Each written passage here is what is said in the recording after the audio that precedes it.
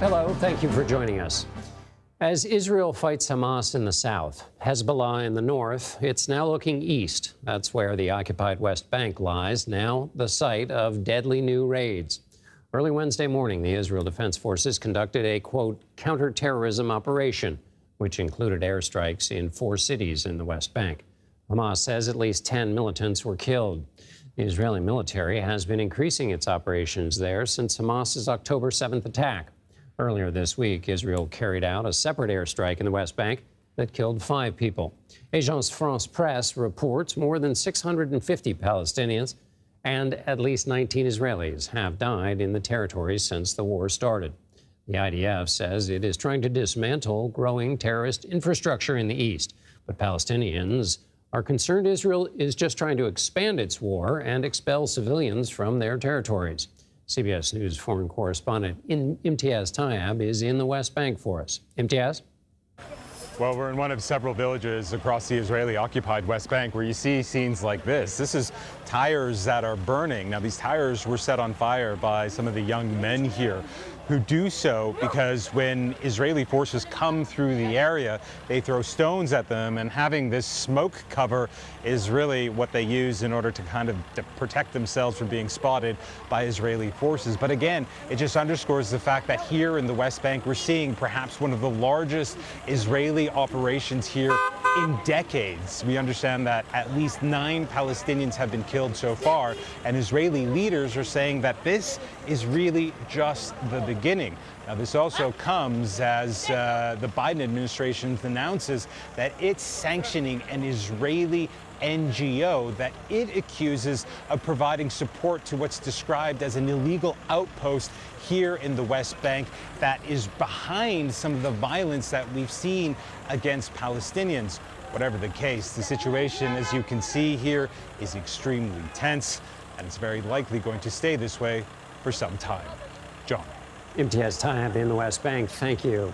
For more analysis, we are joined once again by Jon Alterman. He is the Senior Vice President and Director of the Middle East Program at the Center for Strategic and International Studies. John, good to have you back. Thank you for being here.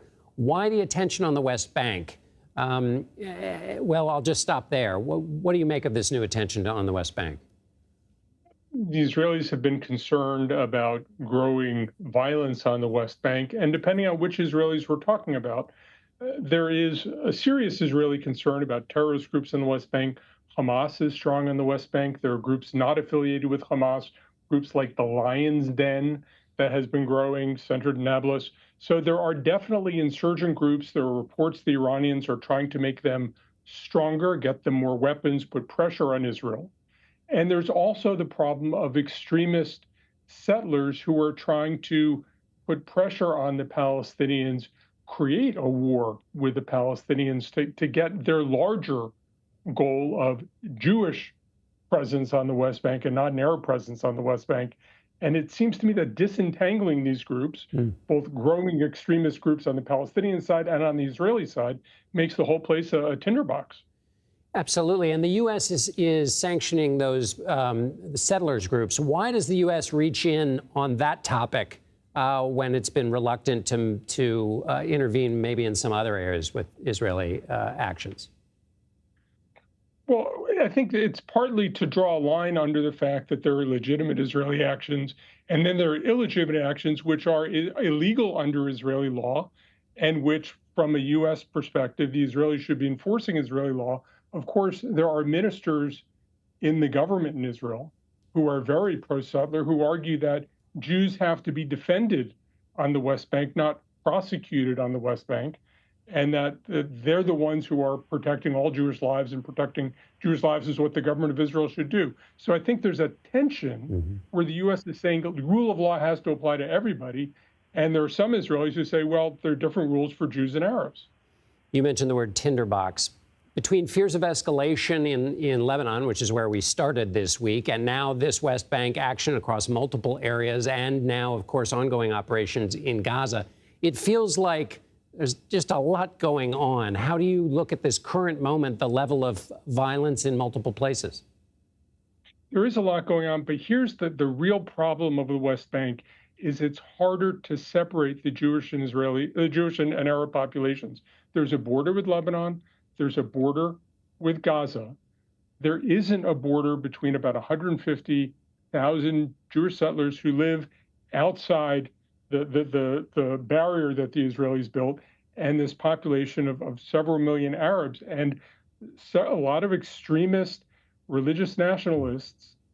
And I think that the possibility of violence on the West Bank at any time is higher than the possibility of violence either with Gaza spilling over into Israel or with a real conflagration with Lebanon. Right. So a complicated situation getting ever more complicated. Let me ask you before I let you go, John, about the status of ceasefire talks continuing in Cairo.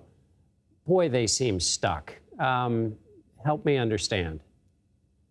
I think they are stuck. Don't forget that Benjamin Netanyahu, Prime Minister of Israel, negotiated for 5 years for the freedom of Gilad Shalit, an Israeli corporal who was kidnapped by Hamas. Yahya Sinwar was one of the people freed, one of 1,000 Palestinian prisoners freed. He opposed the deal and thought that the Palestinians should keep fighting, that Hamas should keep fighting. I think you have two leaders who say, we're not going to give an inch as long as the other guy is there. It's going to be very hard to make a deal with these two leaders who say, I'm waiting for the other guy to leave the scene, either because the Israelis have killed Sinwar or because the Israeli public has removed Netanyahu from power. And I don't see either one of those happening in the next couple of days. Jon Alterman with CSIS. Thank you so much as always, John. Great to see you again, John. Thank you.